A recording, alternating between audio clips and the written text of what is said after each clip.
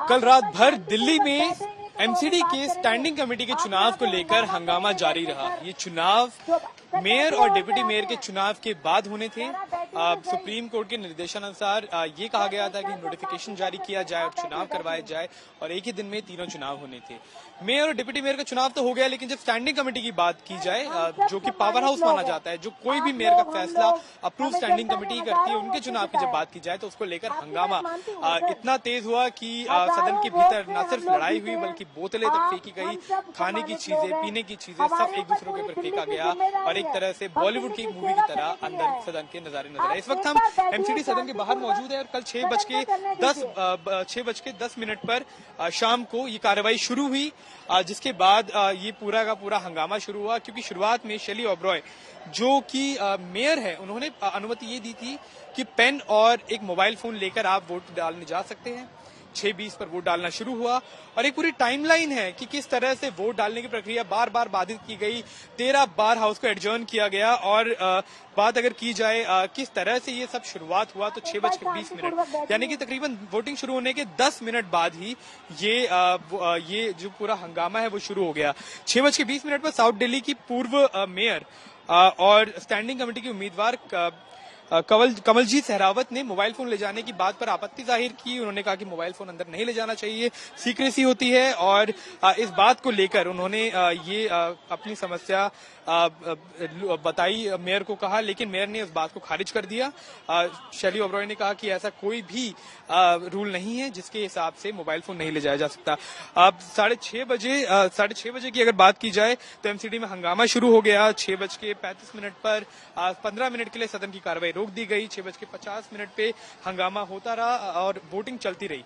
अब 7:30 बजे के करीब शैली ओबरॉय ने नई व्यवस्था कर दी और अब कहा कि फोन नहीं ले जाएंगे, तो बीजेपी ने ये शर्त रखी कि जो अब तक वोटिंग हो चुकी है उनको खारिज किया जाए, एक बार फिर से वोटिंग शुरू की जाए, लेकिन इस बात को लेकर शैली ओबरॉय ने मना कर दिया। 7:50 पता चला कि 5 बैलेट पेपर्स बीजेपी के पार्षदों ने अपने पास रख लिए हैं और इस बात को लेकर हंगामा चलता रहा। 8:30 बजे, 9 बजे, 10 बजे कई बार कार्रवाई स्थगित की गई, प्रेस कॉन्फ्रेंसेस बुलाई गई और अगर बात की जाए क्या हुआ रात को, आधी रात को, तो तकरीबन 11:30 बजे हंगामा तो जारी रहा, लेकिन 11:45 पे बार बार क्योंकि बोतलें फेंकी जानी शुरू हो चुकी थी तो सफाई कर्मचारियों को बुलाया गया, सदन की सफाई की गई और एक बार फिर से वोटिंग की प्रक्रिया को शुरू करने की कोशिश की गई।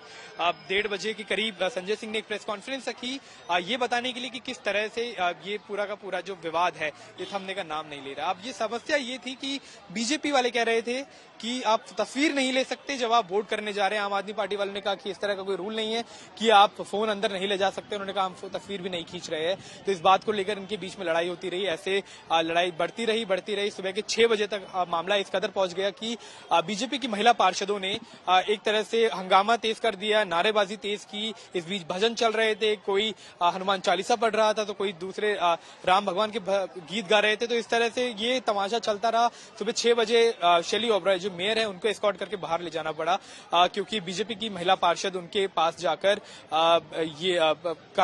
जितने प्रोटेस्ट है, स्लोगन्स है वो रेज करने लगे।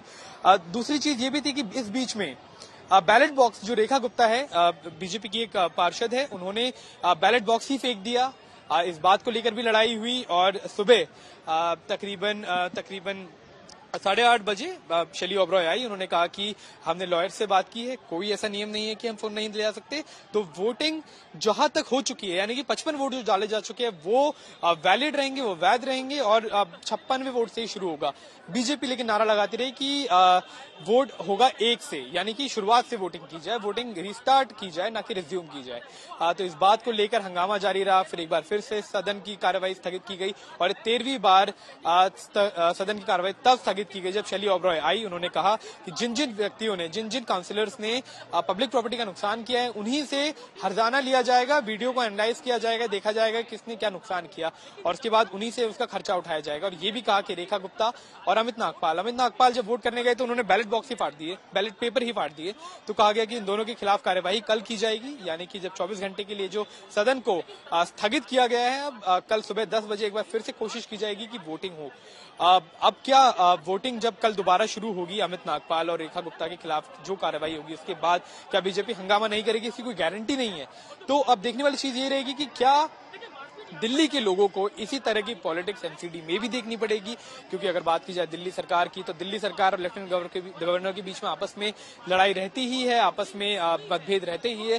क्या एमसीडी में भी इसी तरह के मतभेद रहेंगे और इससे किस तरह से दिल्ली के सिविक बॉडी के ऊपर असर पड़ेगा, सिविक व्यवस्था के ऊपर असर पड़ेगा, क्योंकि G20 का साल है, दिल्ली में G20 का समिट होना है नवंबर के महीने में, दुनिया भर के राष्ट्रपति प्रधानमंत्री दिल्ली में आएंगे। तो ऐसे में दिल्ली की सफाई की जिम्मेदारी एमसीडी के ऊपर है, उसके ऊपर किस तरह से जोर दिया जाएगा, उसके ऊपर किस तरह से काम किया जाएगा, ये अभी तक क्लियर नहीं हो पाया है। लेकिन हर साल चुनाव होते हैं एमसीडी के, mayor, deputy mayor, standing committee, कई सारे मेंबर हर साल चुने जाते हैं। तो क्या इस तरह से अगर मतभेद रहा तो हर साल दिल्ली के लोगों को इसी तरह का तमाशा देखना पड़ेगा, ये एक बड़ा सवाल उठता है।